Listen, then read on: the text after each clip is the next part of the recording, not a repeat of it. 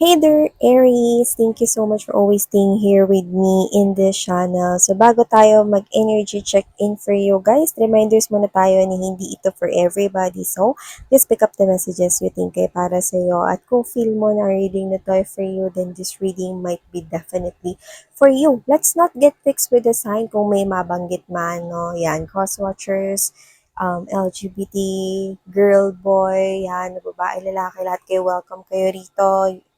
Just take how this resonates. You can flip roles if you want. So yeah, okay. So our content would be who is this person coming towards you guys, and let's see. Okay, what are the blockages? What are the mutual energies right here? How does this person views you? How do you view this person here, and what is the possible outcome in the future? So let's go ahead and check out this one for you, my Aries. So Spirit and Angel, guys. Archangel Michael, thank you so much. Can we get messages for my dear Aries, please? Tell me about this person coming towards to Aries. Tell me about this person coming towards to Aries, please. How does this person views Aries? How does Aries views this person here? What is the mutual energy?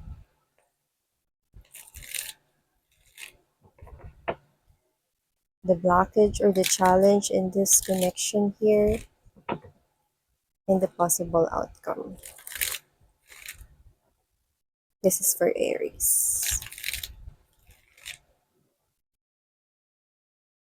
Others of you could be dealing sa ibang lahi but doesn't have to be. Pero maaring meron dito something different with you guys. Pwedeng different in skin color, different in culture, different religion, or different ng paniniwala. Just take how this resonates. Let's go ahead, Aries, and check out these messages for you guys. Okay? How does this person views you, Aries? This person is viewing you as the Five of Pentacles energy. So definitely an energy here of someone, no? Pwedeng blinak mo siya, no?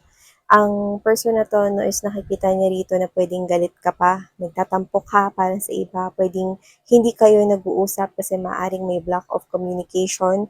Pwedeng itong tao na to, no, naiisip niya, no, at aware siya na pwedeng hindi ka pa ready na kausapin siya, no, or kung ikaw man ay blinak mo siya, no, this person is hoping na i-unblock mo na siya. That's what I'm sensing.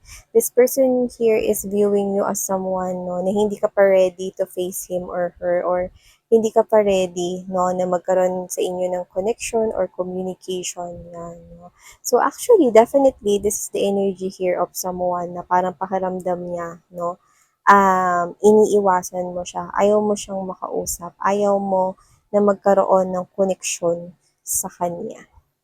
Ooh. So, you're viewing this person here as the Six of Swords. Ooh. So, the energy here, okay, this is yung mga babes, no? You're viewing this person here as someone na ambagal. Yan, no? This person here is someone here na ambagal niya sigurong kumilos, no? Or baka siya yung naunang mag-block sa'yo, no? And then, it so happened na pwedeng in-unblock ka niya, no? And then, ang bagal niya kumilos. Pwedeng manliligaw rin to para sa iba. Maybe this is the energy here of someone, no? Pero parang ikaw to na parang wala naman sa akin tong gusto, wala namang interes sa akin to. Parang hindi naman siya seryoso, yes. No, may ganun ka rito, no, parang hindi naman ata to seryoso sa akin. No? Tsaka bakit parang ikaw to na parang iniintay mo na kumilos siya rito. Pero maaaring wala siyang ginagawa. Yan, no? So, alam mo mga babe, sa tingin ko, kung may pag-block rito ng connection, communication sa social media, or kahit sa SIM card, alam mo, subukan mong i-unblock yan. Nakikita kong tutunog yan. Definitely a message is coming in. Pero yes, you're right, no? Pwedeng nababagalan ka sa kanya, wala masyadong pag-usad, no? O yung iba, doesn't have to be na literal na pag-usad yan, or literal rito na pakikipag-communicate sa'yo. Yung iba naman, mga babes na parang nakikita nyo siya as someone here, no, na parang mabagal siyang sumabay sa pagbabago. Parang Parang siya yung klase ng energy rito na gusto niya makuha yung isang bagay, pero ang bagal naman yung kumilos patungkol doon. Or kulang siya sa action, kulang siya sa dedication, no? Or kulang siya sa parang confidence, no? Na magpatuloy rito. Like literally, parang feeling mo nagsasayang siya ng oras at ayaw mo ng ganong klase ng energy. Ayaw mo ng parang mabagal, no? Naiinip ka rito, no? Siguro yung karamihan rito is kayo yung nasa feminine side. Doesn't have to be the case, no? Just take how this resonates and you can flip the roles. Pero kayo to na parang syempre, kayo to na parang nagpapakipot, no? Especially kung may kasalanan to sa inyo. Okay? Kasi yung iba nakuha ko may tampuhan kayo niyan, o kaya hindi kayo nag-uusap. Okay? May galit or whatever, no? Nakikita ko rito na pwedeng inaantayin mo siya, no? Pwede ring iniintay ka niya. Yan, no? Pero aware siya rito sa nararamdaman mo. Okay? Na parang ganyan ka, na iniiwasan mo siya, or what, yan. Okay? And the mutual energy ninyong dalawa has something to do with this Ace of Pentacles energy. Ooh, okay? So, I think here, mga babes, no, if this is a new energy, iniintay mo siya rito na gumawa ng first move. Okay, parang siguro yung iba, tinitingnan ninyo, no, tinitest ninyo. Okay? Kung itong tao na to hanggang saan ba yung magiging pasensya niya pagdating dito sa sitwasyon na to. Makakalampas ba siya sa mga challenges na ibibigay mo? Kasi parang yun yung magiging batayan mo eh. Kung karapat dapat ba siya ritong patuloyin sa buhay mo, especially sa puso mo. Tinitingnan mo kung karapat dapat ba tong tao na to, no? Or iniintay mo siya ritong mag-grow up, okay? Or maging responsable, mas maging better version ng sarili niya, no? At ikaw, titingnan mo from there, no? Maaring kapag nagawa niya yon, no? Baka sakali na ipagbukas mo rito ang pintuan, no? Ng iyong puso para sa kanya. Yan, no? Parang iniintay mo, this is you, na parang alam mo rin, no? Sa sarili mo kung ano ba talagang klaseng tao yung gusto mong patuloyin sa buhay mo, okay? So, this is someone here, mga babes, no? Na gusto mo kasi ng magiging stable yung connection ninyo. Hindi lang puro love, hindi lang all about love dito, no? Syempre, hindi kayo mabubuhay ng ganyan.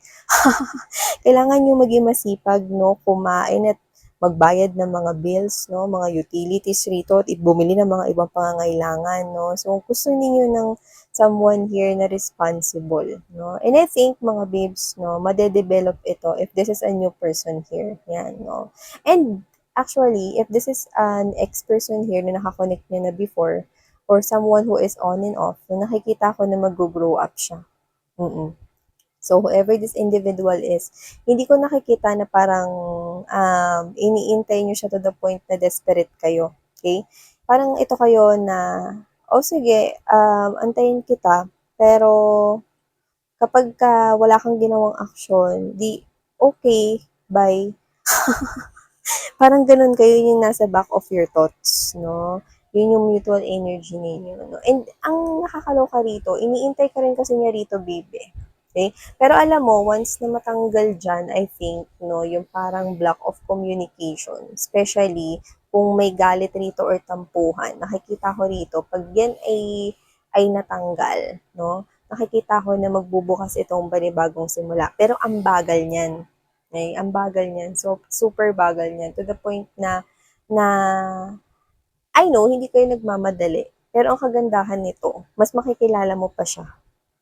Okay? At ang maganda nito, kung ito man ay ex, no, para sa iba, makikita mo na talagang nagbago siya. At kung bago namang energy yan, mga babes, no, nakikita ko rito na mas mapapatunayan mo sa sarili mo, no, na tama yung ginawa mong chance na bigyan siya rito, no, ng pagkakataon na ipakilala ang sarili niya sa'yo kung sino siya. Diba? So, may maganda rin yun na nakikita ko ritong epekto sa sitwasyon na ito. No? Parehas din yung gustong bigyan ng chance ito, no? Pero hindi ko nakikitang mabilis. Nakikita ko rito, no, na mabagal ito pero steady. Yan, yun ang maganda. Kasi parang mas makikilala niyo isa't isa, makikilala ka pa niya more, makikilala mo din siya more. Yan. No? The blockage here in this type of connection is this emperor. Yes, control. Okay? Kasi parehas kayo dito mga babes, no, na parang nag-iintay, no, which is Hindi dapat gano'n. Kasi Emperor is someone here na mainipin yan eh. Boss type of energy yan. Hindi yan bossy, pero boss type of energy. Meaning, the blockage here, the challenge here has something to do with taking action. Yan, no? At ang paghihintay, mga babes, no, walang paggalaw yan, nakaupo ka lang eh. You need to take that wheel, no, in order for you to have that kind of answer sa question, 'di ba? So ibig sabihin, kailangan kumilos siya, okay? Hindi siya maghintay, kailangan lumapit siya sa iyo, yun yung challenge, no? Kailangan gumalaw siya. Okay? Hindi dapat siya maghintay lang diyan na natanggalin mo yung blockage na yan no, sa social media or dyan sa SIM card mo, no, kailangan gumawa siya ng ibang paraan. Puntahan ka niya, yung mga ganun, no? Or this person here is kumunik sa iba't iba, maghahanap siya dapat ng iba pa rito na ways. Yan yung nakikita ko rito. Okay? Dapat ganun yung gawin niyang action. No? And ikaw, kung gusto mo rin na malaman no, yung kasagutan rito, pwede mo rin naman siyang kontakin. No? Hindi ko naman nakikita na pag nakapag-usap ko sa kanya, baka isipin niya, miss yan, habol na habol ako sa kanya. Hindi ganun. No? This is you, mga babes, no? Ramdam niya yung aura mo, ramdam niya yung energy mo. So, kung makikipag-connect ka man sa kanya, no? Gusto mo yung klaro lang. Gusto mo yung malinaw sa connection na to. Kasi gusto mo magkaroon ng control, eh. Ayaw mo na yung parang nag-iisip ka palagi, ano bang nilalaman ng sitwasyon na to. Yan, ayoko na ganito na parang nagkakaroon ng malabo ritong pangyayari sa ating dalawa. Yan, nakuha ko dito, guys. No? And the possible outcome in this type of connection here is the Ace of Wands. So, definitely, there is a strong new beginning right here.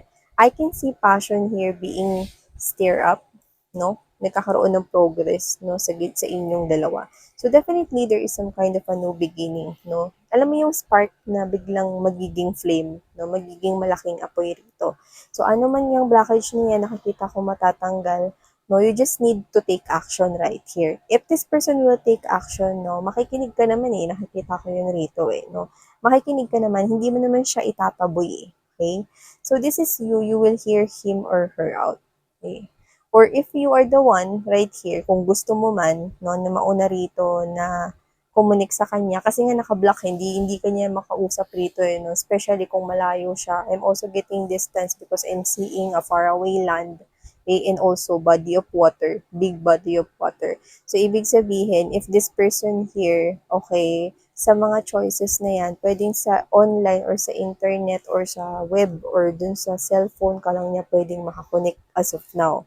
Okay, pero nakablock siya ngayon, okay, he or she cannot be able to do that. But I'm seeing this person here, if he or she is about to make a move, no? Pero tingin ko marami pang dapat siyang asikasuhin, baka may kinalaman sa work, no? Pupuntahan ka nito. Yan, no? At nakita ko rito ng energy, mga babes, no? Na magkakaroon rito, no? Ng pag-evolve into something na maganda tong connection ninyo. At the bottom of the deck, we have here, see, I'm seeing you right here, working towards this new beginnings here. Nakikita ko, no, na matatanggal yung blockage na yan at magkakaroon dito ng pagtutulungan. Definitely. Yan, no. Pero dahil maraming pentacles rito, no, asahan nyo na mabagal itong connection na to, pero papunta naman kayo sa steady part. Okay? Tsaka, this also pentacles on this side of this person is only telling me na pwedeng siya ay nasa malayong lugar, pwedeng malayong bansa. Kaya nga na-mention ko na baka nakipag-deal kayo sa foreigner but doesn't have to be sa iba. Baka iba yung lahi niya.